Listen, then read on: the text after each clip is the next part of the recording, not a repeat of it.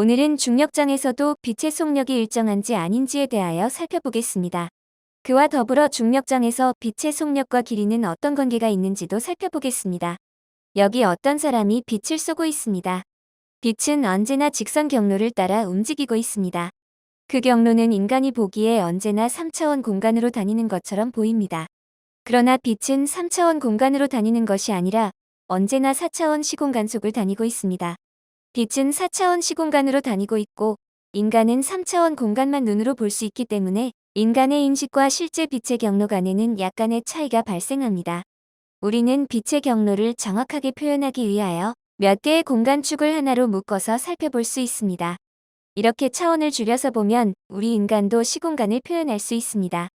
그래서 시간과 공간을 함께 나타낸 공간을 우리는 시간 플러스 공간이 아니라 그냥 시공간이라고 부릅니다.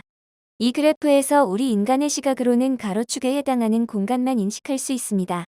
3차원만 인식할 수 있는 우리는 휘어진 3차원 공간을 제대로 인식할 수가 없습니다. 그러나 빛은 공간이 휘어지든 휘어지지 않았던 가장 가까운 경로를 따라 이동합니다. 인간의 감각은 가로축만 인식 가능하지만 빛은 시공간 전체에 걸쳐서 자유롭게 다닙니다. 여기 휘어지지 않은 평평한 공간이 있습니다. 이때 빛이 다니는 경로는 인간의 감각과 일치합니다. 빛은 휘어지지 않은 직선 경로로 이동합니다. 그래서 우리가 판단할 때 별이 A위치에 있을 것이라고 판단한다면 실제 별은 A위치에 존재합니다.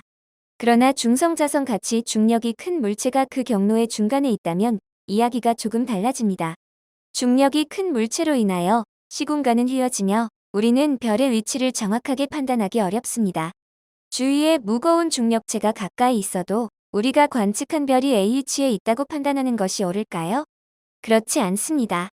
이 경우 우리가 A위치에 별이 있을 것이라고 판단하지만 이 별의 실제 위치는 B위치에 있습니다. 이것은 인간의 감각과 실제 빛이 다니는 경로의 차이 때문에 발생합니다. 그래서 휘어진 공간과 휘어지지 않은 공간에서 빛의 경로는 다음과 같이 차이가 납니다. 중력이 큰 물체 주위에서 크게 휘어지는 것을 볼 수 있습니다.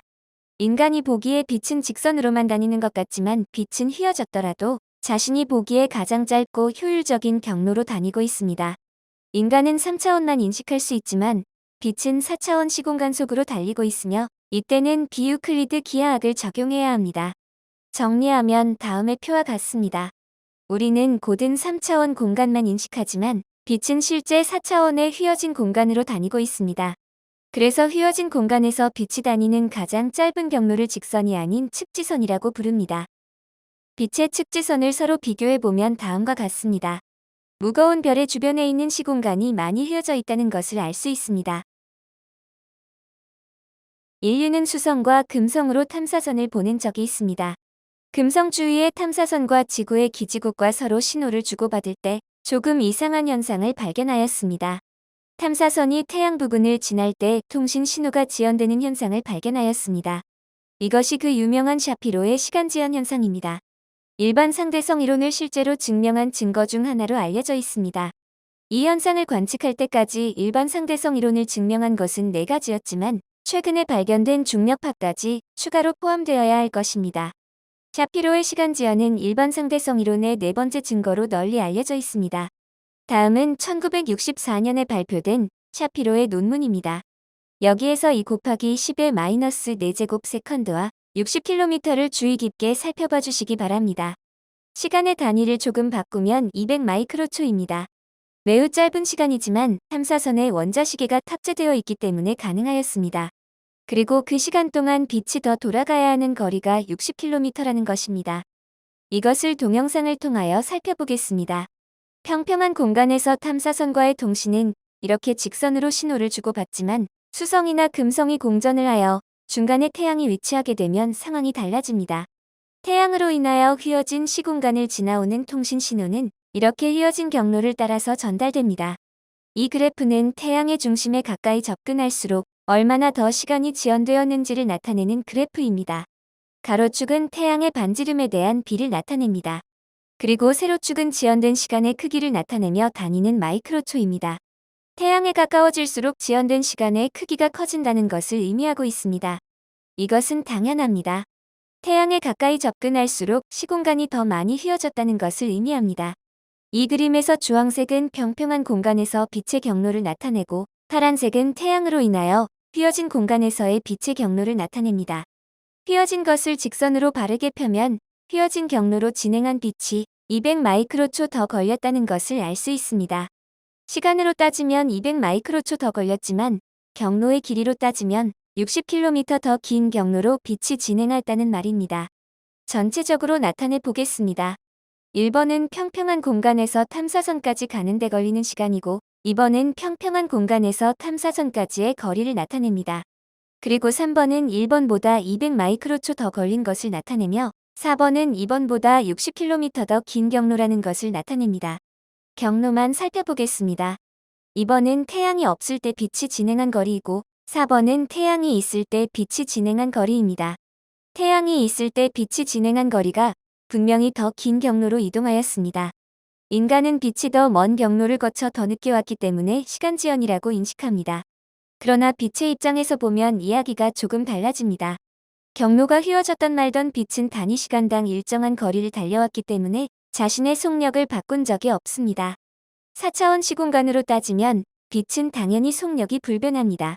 따라서 인간이 느끼기에는 시간지연으로 보이지만 빛의 입장에서는 여전히 광속의 불변성이 지켜졌다는 것입니다. 우리의 감각이 3차원만 인식하든 말든 인간이 실제로 존재하는 곳은 4차원입니다. 그래서 4차원 시공간에서 빛의 속력을 나타내 보겠습니다. 평평한 공간에서 빛이 금성까지 가는데 걸린 시간분에 빛이 금성까지 간 거리이므로 당연히 빛의 속력이 성립합니다. 이제 빛이 태양 곁을 지나간다고 가정하겠습니다. 빛이 진행할 동안 걸린 시간은 200 마이크로초가 늘어나고 길이는 60km 늘어났습니다. 그렇다면 빛의 속력은 여전히 동일합니다.